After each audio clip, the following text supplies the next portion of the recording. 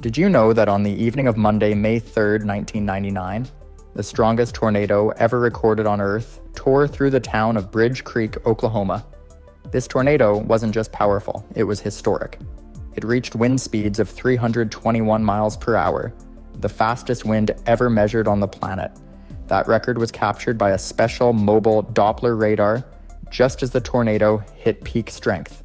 It didn't just break records, it tore apart everything in its path. The day started out like many others in springtime Oklahoma. The Storm Prediction Center had only issued a slight risk for severe weather.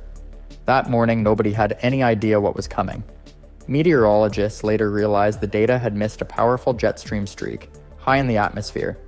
It came in fast from the west and wasn't picked up by models until it was already overhead. That, combined with warm, humid air rising from the Gulf of Mexico, and a diffused dry line moving across the region, created the perfect setup for disaster. But at the time, most people were going about their day as usual. It wasn't until the afternoon that things started to change. Around 3:20 p.m., a small storm started building in southwestern Oklahoma over northeastern Tillman County.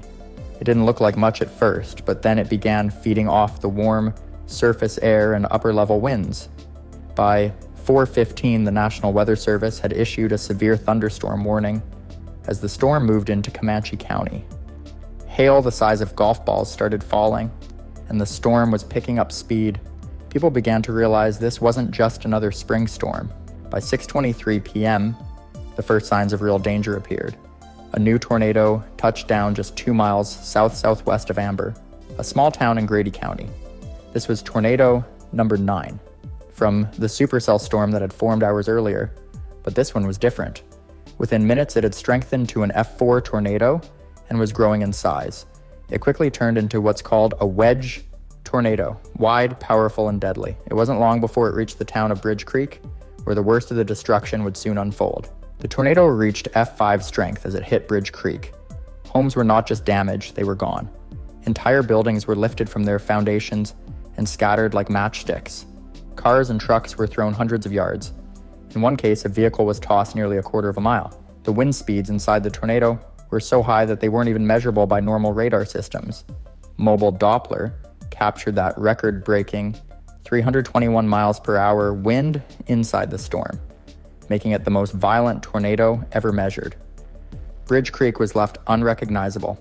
Streets disappeared under piles of debris, trees were shredded, power lines and communication towers collapsed. And through it all, residents were scrambling to survive. The storm was just getting started, and what came next would push emergency systems, communities, and families to their breaking points. After tearing through Bridge Creek with unimaginable force, the tornado continued its deadly path northeast. It was now heading straight for the heavily populated city of Moore. This wasn't a remote storm anymore. This was a direct threat to thousands of lives. As the tornado left Bridge Creek behind around 6:40 p.m., meteorologists at the National Weather Service in Norman, Oklahoma, knew they had something catastrophic on their hands. Veteran forecasters were stunned by the radar images. The tornado's signature was massive, and the debris ball, an area of radar showing flying wreckage, was clear and alarming. It meant the tornado was not only strong, but was actively destroying structures. A tornado emergency was issued for the first time in history. This wasn't just a typical tornado warning. It was a new level of alert. The words used in the warning were clear and terrifying. A violent tornado was on the ground, causing massive destruction and moving toward populated areas. People in the path were told to take shelter immediately and not to wait. By 7 p.m., the tornado was entering the outskirts of Moore. Unlike Bridge Creek, Moore was densely developed. Homes sat side by side, schools, shopping centers, and busy highways filled the landscape, and it was rush hour. Hundreds of cars were stuck in traffic on Interstate 35 as the storm approached. Many people abandoned their vehicles and ran for cover under overpasses or into nearby ditches, hoping to escape the storm. The tornado remained at F5 strength as it reached Moore. It destroyed entire neighborhoods. Entire blocks were swept clean off their foundations. Schools were flattened. A large portion of a hospital was heavily damaged. A massive natural gas pipeline was struck, and for a short time, officials feared an explosion.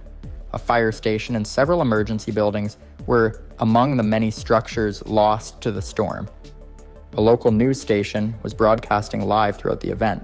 Their helicopter pilot Jim Gardner flew over the storm as it moved across Moore, giving viewers a terrifying bird's-eye view of the damage in real time. His voice cracked as he described what he was seeing. Homes leveled, neighborhoods gone, fires burning where houses had once stood. His footage would later become some of the most well-known tornado coverage ever recorded.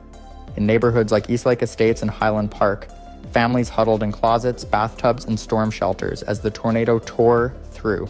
Many survived only because they had taken shelter in time. Others weren't as lucky. The winds were too strong, and in some cases, even storm shelters were compromised. The raw power of the tornado exceeded what many homes and buildings were built to withstand. By the time the tornado left Moore, it had been on the ground for more than 30 minutes and had carved a damaged path more than 20 miles long. But it was not done yet. It was still moving, still violent, and still had more destruction ahead as it pushed toward the city of Del City and eventually the outskirts of Oklahoma City. As the tornado exited Moore, it pressed onward toward Del City. It was now around 7:15 in the evening. Though still extremely powerful, its winds had begun to slightly weaken, but it remained a massive, deadly storm. It continued to hold its strength as it moved through more urban areas, expanding the trail of devastation. Del City, located just southeast of downtown Oklahoma City, was heavily impacted. Entire rows of homes were damaged or destroyed. Large trees were uprooted and tossed into roadways, power lines snapped, and transformers exploded, plunging parts of the city into darkness. Emergency services struggled to navigate the debris-strewn streets as residents emerged from their shelters, many in shock at the destruction around them. In this part of the storm's path, the tornado damaged several schools, apartment buildings, and small businesses. A large warehouse collapsed entirely, though thankfully it had been evacuated minutes before the tornado arrived. Vehicles were tossed across parking lots and highways. Some were thrown into buildings or wedged between structures. The Twister's rotation began to wobble as it neared Tinker Air Force Base. The base had been placed on full alert after the tornado emergency was issued. Military aircraft had been moved to safety earlier in the day, but the base's outer areas still sustained damage. Several non-hardened structures near the perimeter were torn apart. Housing units on the edge of the base were hit, though base officials later confirmed there were no fatalities within the installation.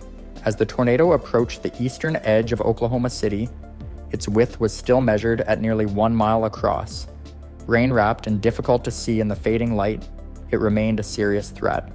Weather spotters and storm chasers followed at a safe distance, documenting the storm's continuing power.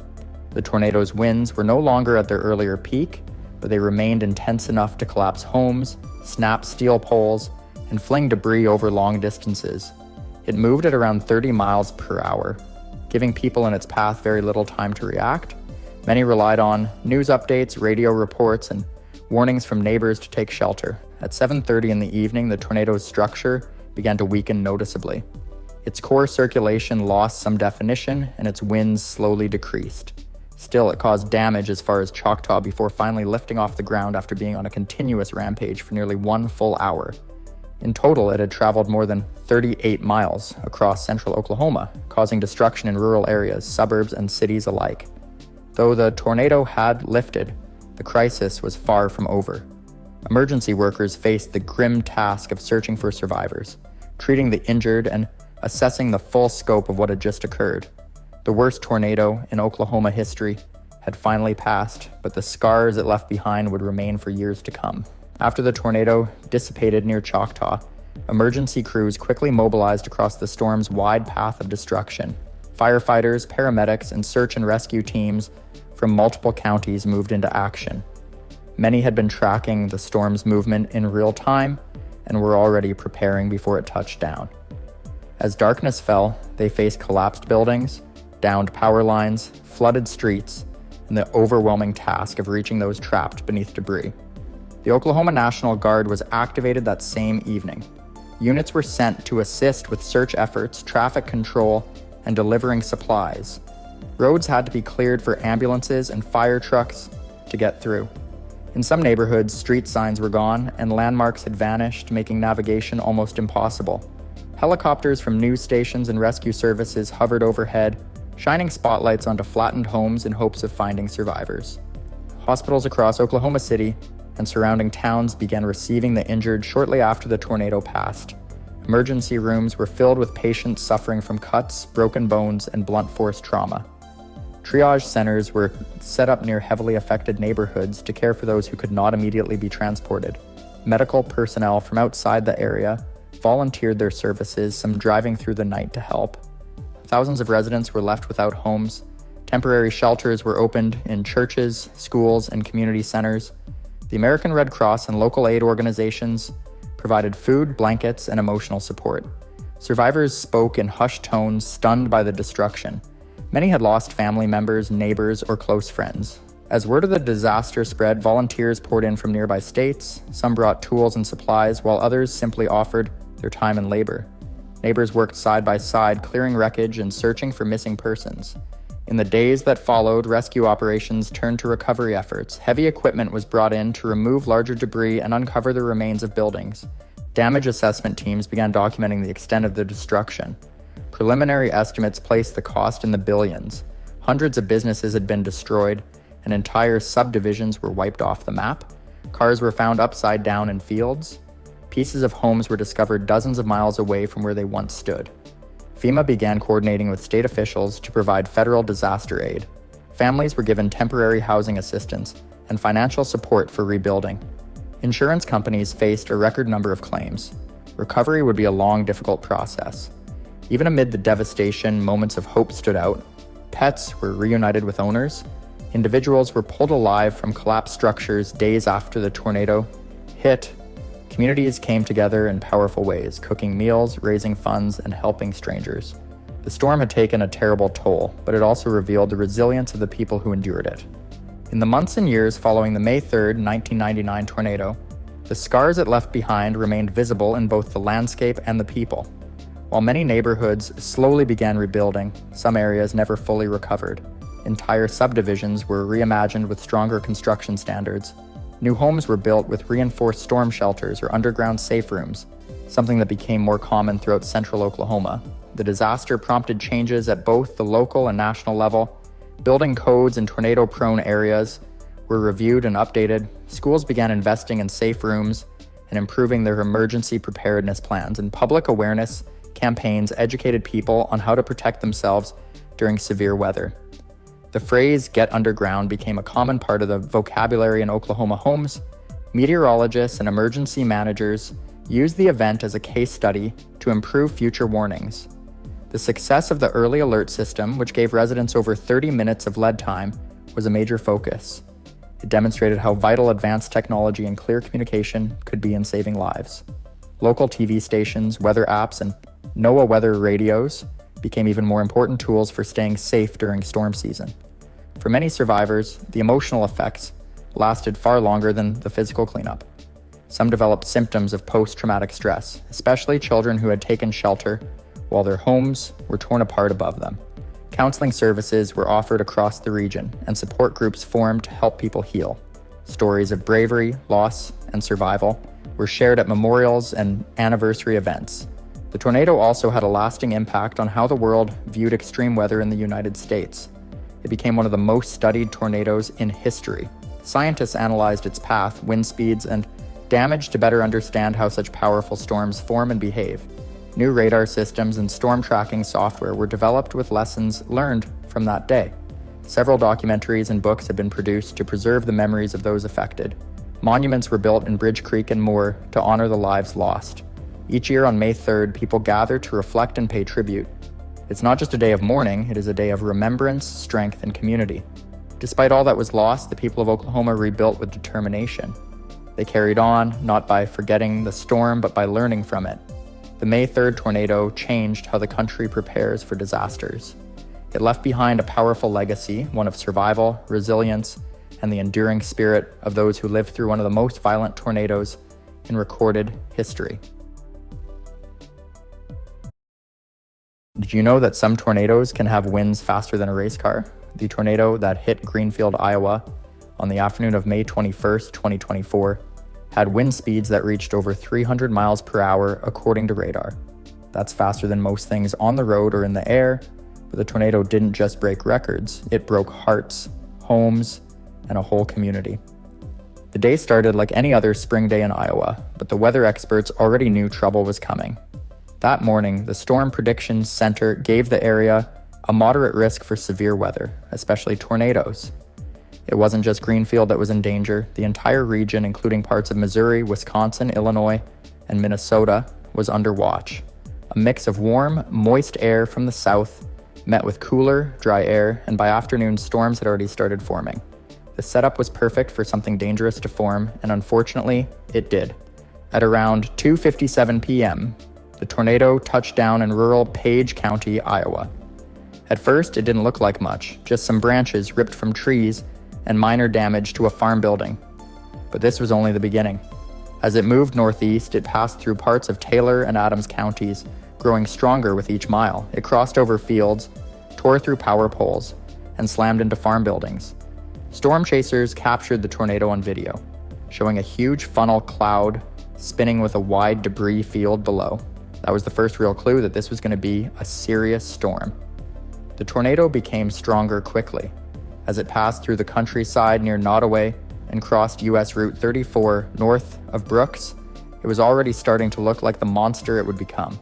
Cars on the highway were in danger, and sadly, this is where one person lost their life. A 41-year-old woman named Monica Irma Zamaron was caught in the tornado's path and thrown from her car. She didn't survive. Just after that, the tornado hit with EF2 and then EF3 strength. Those are ratings based on how much damage a tornado causes. In this case, entire homes were being torn apart. One house lost its walls and slid off its foundation, and all the buildings nearby were completely destroyed.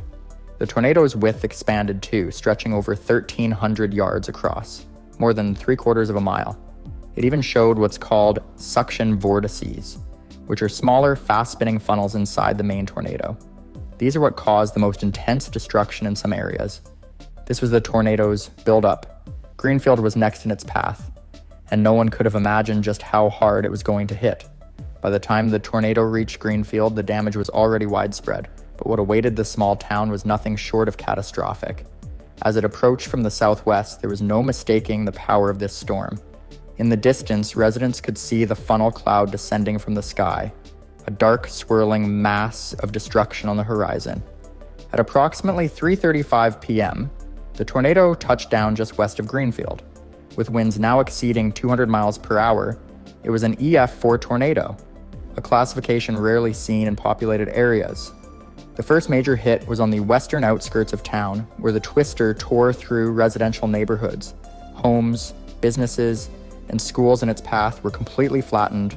Roofs were ripped off, windows shattered, and debris was sent flying through the air like projectiles. In some places, foundations were all that remained of what had once been family homes. The impact of the tornado was immediate and overwhelming.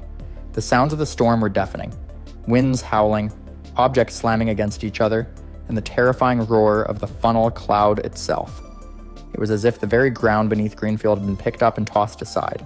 Residents who had not yet taken shelter were caught off guard.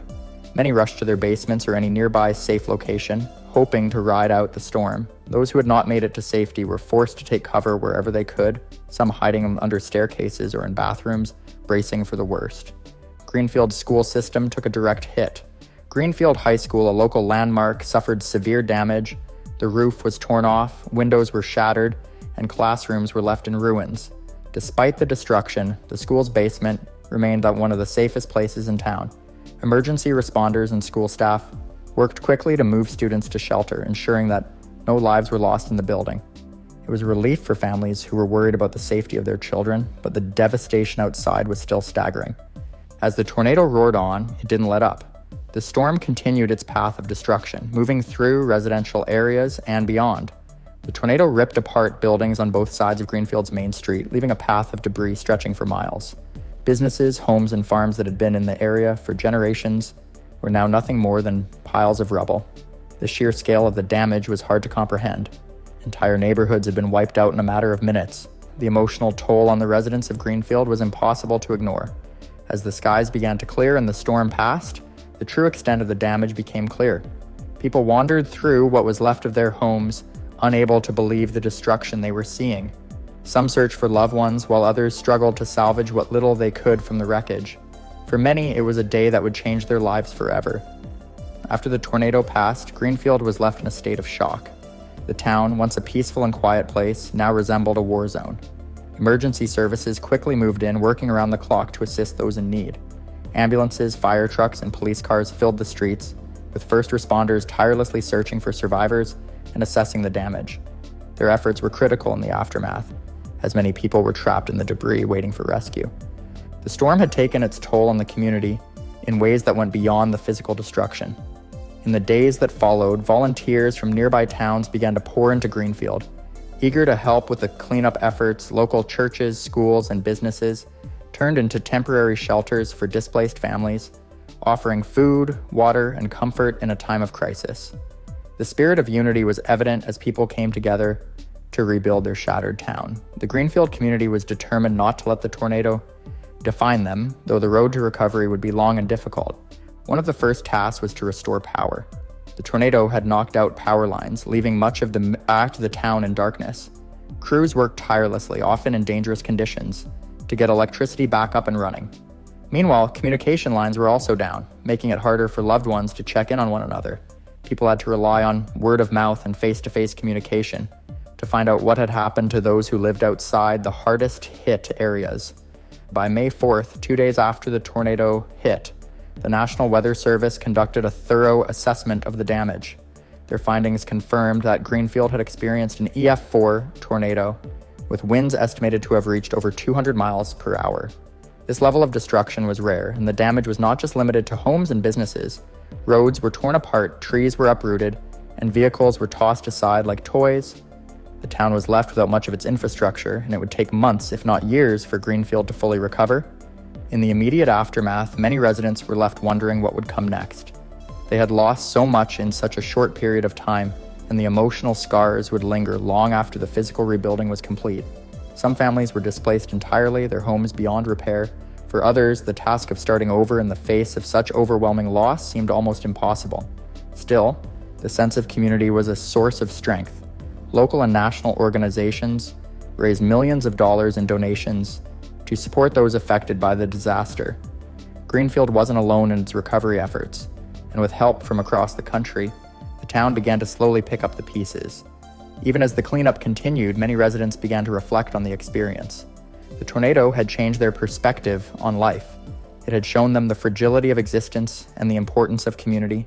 Despite the pain and loss, there was also a deep sense of gratitude for the lives that were saved, for the support that poured in from near and far, and for the resilience of the people of Greenfield. As the months passed, the town would begin to rebuild, but it would never forget the events of May 2nd, one of the darkest days in its history. As the months went by, the people of Greenfield focused on rebuilding their lives and their town. The emotional toll of the tornado was still fresh in many minds, but the resilience of the community shone through. While the process of recovery was far from easy, there was a growing sense of hope as Greenfield began to heal. In the wake of the disaster, the town received significant support from local government agencies, volunteers, and organizations. These efforts were crucial in getting Greenfield back on its feet. Many businesses that had been destroyed in the tornado were able to reopen thanks to relief funds and grants.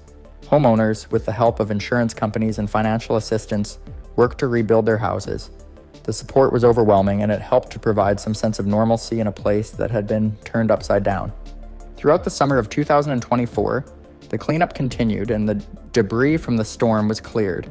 Crews worked tirelessly to restore the town's infrastructure, from repairing roads to rebuilding bridges. The power grid was gradually restored, and by midsummer, Greenfield's residents were able to return to their homes, many of which had been extensively repaired or rebuilt. Schools were also reopened, and children returned to their classrooms, though it took time for the community to fully regain its footing. However, there were some lasting effects. The mental health impact of the tornado was significant. Many residents still struggled with the trauma, as the terrifying event had left deep emotional scars. The town's leaders, local counselors, and support groups worked together to offer resources for those in need. Therapy sessions and group counseling were made available to anyone who sought help, and the importance of mental health awareness became a central part of the recovery process. For some, it would take years to fully come to terms with what they had experienced, but Greenfield was dedicated to helping its residents heal, emotionally as well as physically. And by the end of the year, Greenfield had made incredible progress, but the town would never be the same. The tornado had changed the landscape, both literally and figuratively. The memories of that fateful day would stay with the residents forever, but so would the lessons learned. People had come together, helped one another, and demonstrated the power of community in the face of unimaginable loss. The Greenfield tornado of May 2nd, 2024 was a devastating event, but it was also one that showcased the strength and resilience of a small town. Though the damage was extensive, the town was able to recover because of the unwavering support from its residents and the broader community. As time passed, Greenfield continued to rebuild, and it remained a symbol of hope for those who witnessed its recovery.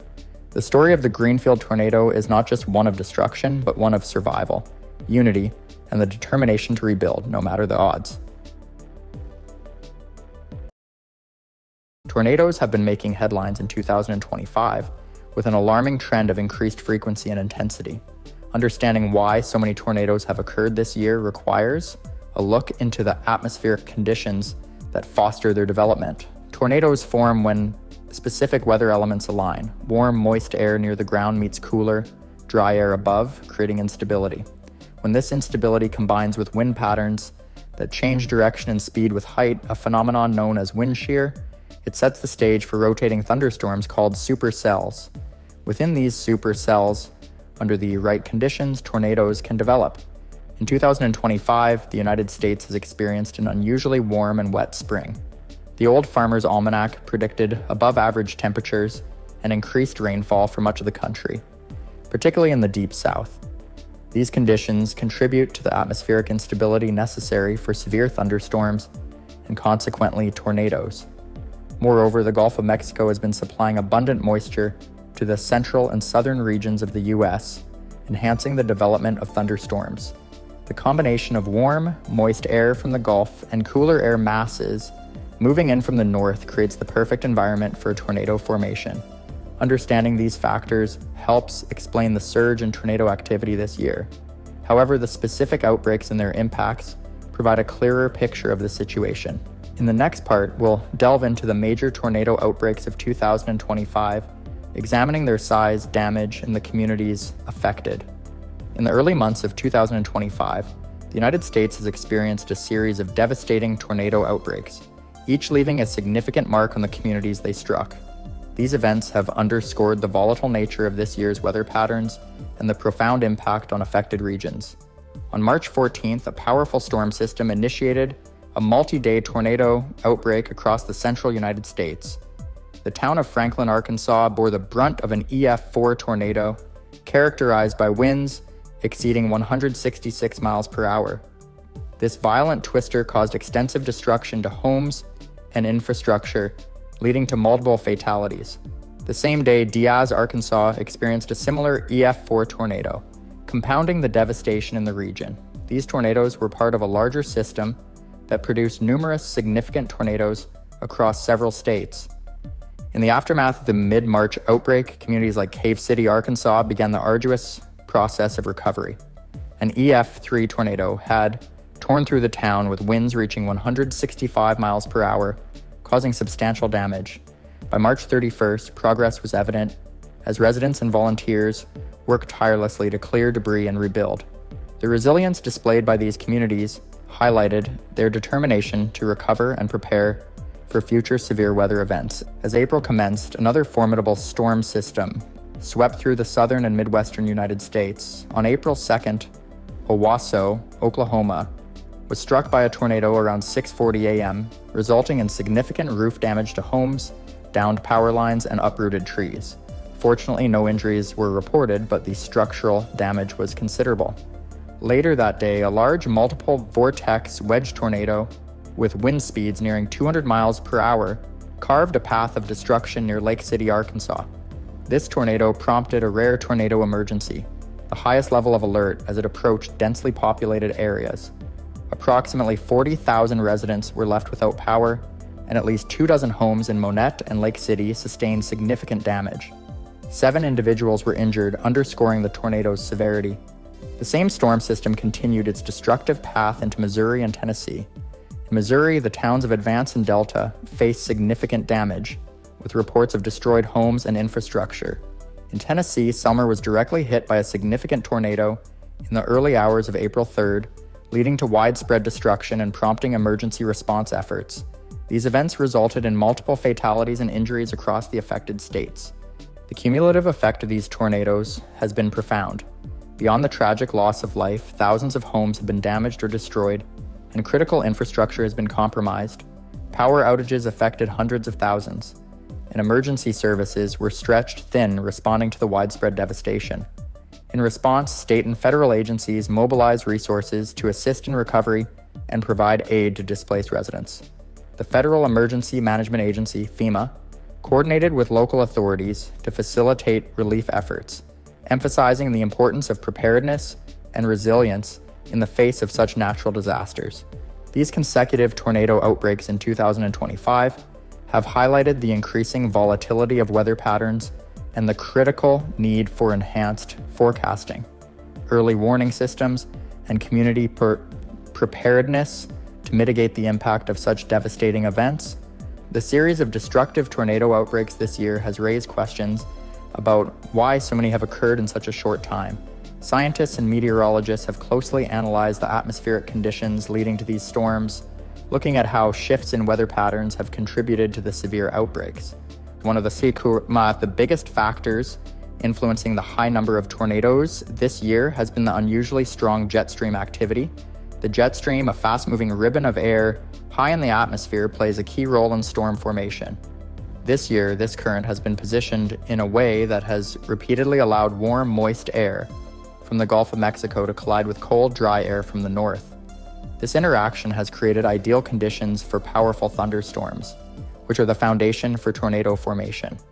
Additionally, scientists have observed a persistent La Niña pattern in the Pacific Ocean, which has influenced weather conditions across North America.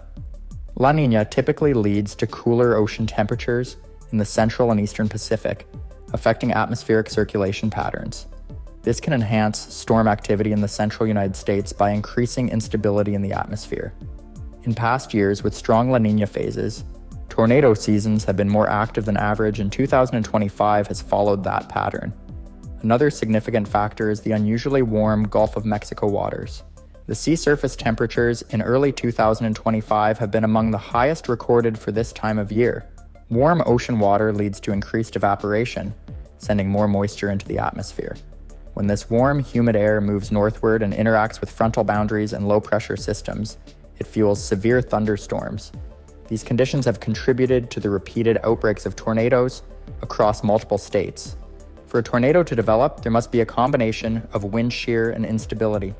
Wind shear refers to changes in wind speed and direction at different levels of the atmosphere. In 2025, wind shear has been particularly strong in tornado-prone regions, meaning that thunderstorms have had the right conditions to rotate and become supercells, the type of storm most likely to produce tornadoes. Atmospheric instability is another essential ingredient. Instability occurs when warm air near the surface rises quickly into cooler air above, causing strong updrafts. This year, the atmosphere has been highly unstable due to strong temperature contrast between air masses. In some of the most damaging tornadoes, the instability was extreme, with temperature differences exceeding 30 degrees between the surface and the upper atmosphere. Traditionally, the central United States, including states like Kansas, Oklahoma, and Nebraska, has been known as Tornado Alley because of its frequent tornado activity. However, recent years have shown an eastward shift, with more tornadoes occurring in states like Mississippi, Alabama, and Tennessee. This trend has continued in 2025, with some of the worst tornadoes occurring in the southeastern states. This shift is partly due to changes in climate patterns and the increasing presence of warm, moist air further east. The Central Plains still experience tornadoes, but the frequency of severe storms in the Mississippi Valley and Deep South has increased. The combination of warm Gulf moisture, strong wind shear, and an active jet stream has made these regions especially vulnerable. Although it is still early in the year, 2025 is already on track to be one of the most active tornado seasons in recent history. Compared to previous years, the number of tornadoes recorded so far is significantly higher than average. Meteorologists have compared the start of this year to other highly active years, such as 2011, when a record number of tornadoes occurred across the United States, including the catastrophic outbreak in late April of that year. Some similarities exist, including the presence of a strong La Niña pattern and an active jet stream. However, 2025 has also introduced new factors, such as the exceptionally warm Gulf of Mexico, which has intensified storms even further. As the peak tornado season continues, forecasters are closely watching whether these conditions will persist. If the jet stream remains in a favorable position and the Gulf continues to supply warm, moist air, the heightened tornado activity could continue into late spring and early summer. Scientists are also studying how climate trends may be influencing tornado behavior. While no direct link has been proven between climate change and increased tornadoes, some evidence suggests that a warming climate can contribute to more extreme weather conditions. This includes stronger thunderstorms, more intense rainfall, and possibly changes in tornado frequency and distribution. With multiple severe outbreaks already recorded in 2025, experts are urging communities in tornado-prone regions to stay prepared. Advances in forecasting and early warning systems have helped save lives, but the unpredictability of tornadoes remains a major challenge. Understanding why this year has been so active is a crucial step in improving future preparedness and response efforts.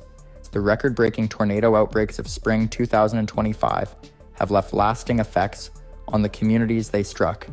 From destroyed homes and businesses to loss of life, the impact has been devastating. As meteorologists continue to analyze this year's severe weather patterns, emergency responders and government agencies are working to improve preparedness and recovery efforts.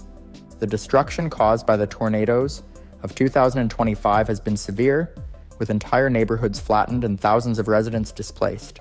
Some towns have suffered multiple tornado strikes in a short period, making recovery even more difficult. The cost of rebuilding is expected to be in the billions, with federal and state emergency funds being allocated to assist those affected. Insurance claims have skyrocketed and many families face long-term financial hardships due to property losses. In addition to physical damage, the emotional toll on survivors has been significant. Many people who lived through these tornadoes have described the fear and trauma of losing everything in a matter of seconds.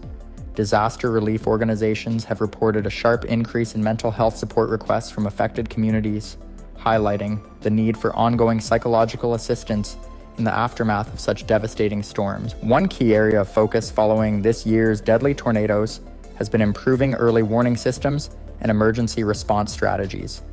Although tornado warnings have become more accurate in recent years, some storms this year formed and intensified so rapidly that people had little time to react. This has prompted discussions on how to enhance radar technology and warning communication methods. Mobile alerts and sirens remain critical tools in notifying people of approaching tornadoes. However, in some cases this year, sirens failed due to power outages or technical issues, leading to tragic consequences. Emergency officials are now pushing for increased funding to modernize alert systems and ensure they remain operational during severe weather.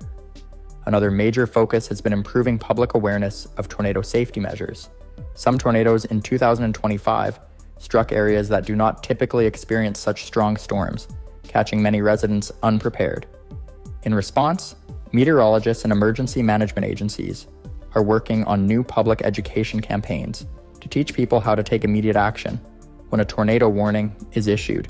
The unprecedented number of tornadoes this year has also renewed discussions on how to make buildings and infrastructure more resistant to storm damage.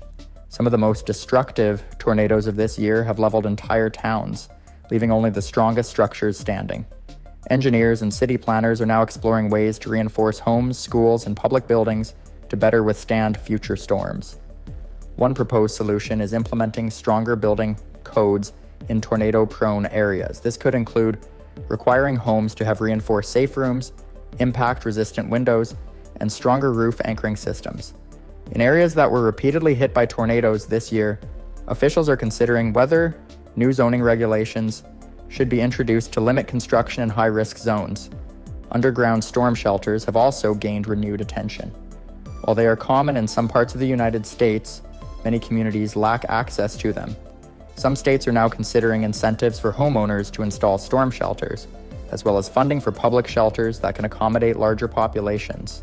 Scientists continue to study whether long-term climate trends are playing a role in the increasing tornado activity seen this year. While tornadoes have always been a part of North America's weather patterns, this year's outbreaks have raised concerns about potential shifts in where and when they occur. One emerging area of research focuses on the warming climate's impact on atmospheric instability.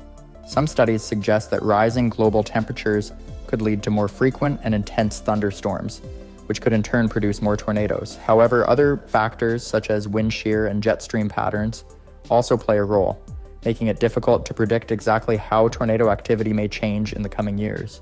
Meteorologists are also working on improving long-range forecasting methods to better predict when conditions will be favorable for severe weather outbreaks.